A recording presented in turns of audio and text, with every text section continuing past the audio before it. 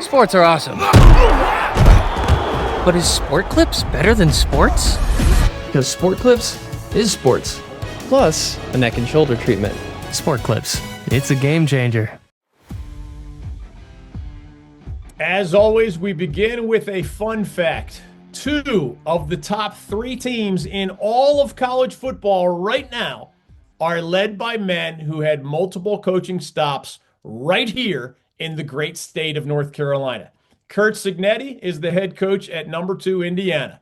The Hoosiers are 11-0 and must beat only lowly in-state rival Purdue on Friday night to finish this season, the regular season, with a perfect 12-0 mark and clinch a bid to the Big Ten championship game. Regardless of what happens there, Cignetti will be taking IU to the college football playoff for the 2nd year in a row. Cignetti was an assistant at NC State under Chuck Amato in the early 2000s, and more recently, the very successful head coach at Elon University here in North Carolina. That was 2017 and 2018. And then James Madison University in Virginia from 2019 to 2023 before he took the Indiana job. While the Hoosiers are a 5-time national champion in men's basketball, they only rarely have been nationally relevant in football during my entire lifetime. In fact, the Hoosiers had finished in the national top 25 only once in 35 years when Cignetti took the job, and they rarely have had even a winning record in their Big Ten schedule. Cignetti obviously had an amazing immediate impact in Bloomington last year when the Hoosiers went 11-2, made the college football playoff, and finished number 10 in the national polls. Last season marked only the 3rd time in more than 100 years of college football that IU had a top 10 campaign on the gridiron. Now, under Cignetti, the Hoosiers are in the process of doing it for a 2nd year in a row. Meanwhile, Mike Elko is the head coach at number 3 Texas A&M. The Aggies are 11-0 and will post the program's first perfect regular season since 1992 if they can win at number 17 Texas on Friday night. A perfect 12-0 mark also would propel A&M into the SEC championship game for the first time in their 14 seasons as a member of that league. Elko was Wake Forest's defensive coordinator under Dave Clawson from 2014 through 2016, and more recently, of course, the very successful leader at Duke, which gave him his first head coaching opportunity. During his 2 seasons in Durham, the Blue Devils went 9-4 in 2022 and 8-5 in 2023. Impressive results that led directly to A&M's pursuit of Elko, who had been Jimbo Fisher's defensive coordinator in College Station from 2018 through 2021, meaning right before he took the Duke job. Since signing a 6-year, $42 million contract with A&M, Elko posted an 8-5 solid record last season and now has the Aggies in the running for what would be their first national championship since way back in 1939. Now on to this week's shout-outs with the focus on those currently coaching or playing here in the bold North State. Shout out to first-year Wake Forest head coach Jake Dickert, who joins UVA's Tony Elliott as a top candidate for ACC Coach of the Year. The Demon Deacons have been extremely well-coached overachievers all season, and Dickert and his staff has squeezed virtually every last drop of productivity and efficiency out of that roster. Despite a very limited offense and even some problems on special teams, the Deacons, along with UVA, have been among the most pleasant surprises in all of college football this year. If the Deacs beat Duke on Saturday to finish the regular season at 9-3, Coach Dickert will be assured of at least a tie for the 3rd highest win total in Wake Forest football history. If Wake beats Duke and later adds a bowl victory, the Deacons would reach the 10-win plateau for just the 3rd time in program history. Jim Grobe led the Deacs to an 11-3 season and the ACC championship in 2006, and Dave Clawson led the Deacs to an 11-3 record, including a Gator Bowl victory in 2021. That is some pretty darn good company for Dickert, whose first year in Winston-Salem should be considered an unqualified success no matter how things go this weekend or during the postseason. I love sports. But is Sport Clips better than sports? Because Sport Clips is sports, plus a hot steam towel. Sport Clips, it's a game changer. Shout out at the FCS level to seventh-year NC Central coach Trey Oliver, who gradually has built the most successful FCS program in our state. The Eagles finished 8-4 this season, and that was viewed by many as a disappointment, mainly because of the high expectations that Oliver has created for his program in Durham.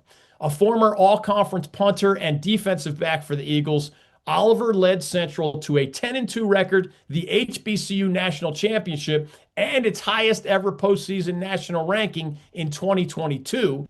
And then in 2023, the Eagles followed up with a 9-3 campaign and made their first ever appearance in the FCS playoffs. This season, thanks largely to quarterback Walker Harris, running back Chris Mosley, wide receiver Chauncey Spikes, left tackle Trevon Humphrey, and kicker Caleb Robinson, NCCU had the highest scoring offense in the Mid-Eastern Athletic Conference at about 34 points per game.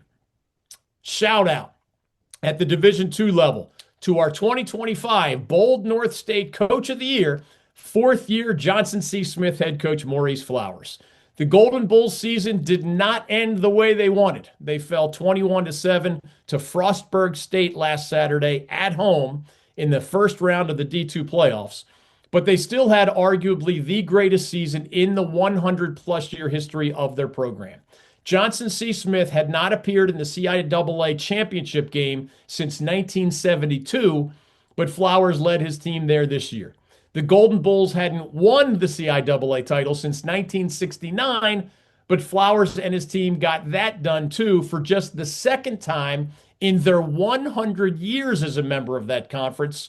The Bulls had never previously made an appearance in the D2 playoffs, but they knocked down that wall this season too. In the end, Flowers led this year's Golden Bulls to a 10-2 record.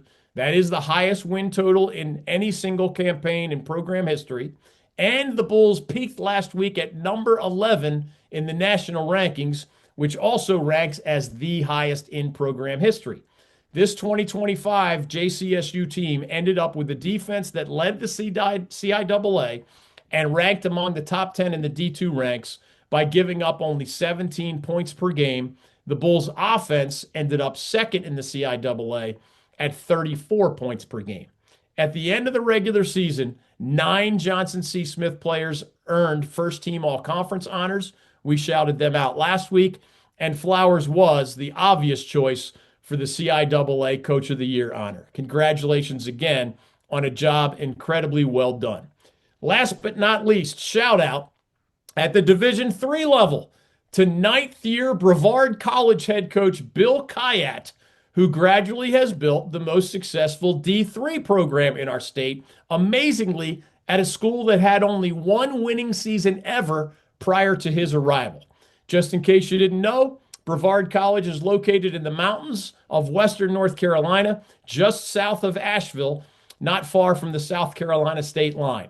If the name Bill Kayat rings a bell, it may be because he was a two-time All-ACC tight end at Duke in the mid-1990s, who later played briefly in the professional ranks before getting into coaching.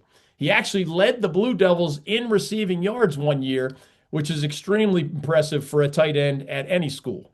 Since posting 4-6 records in each of his first 2 years with the Tornadoes, Kayat has not had a single losing campaign.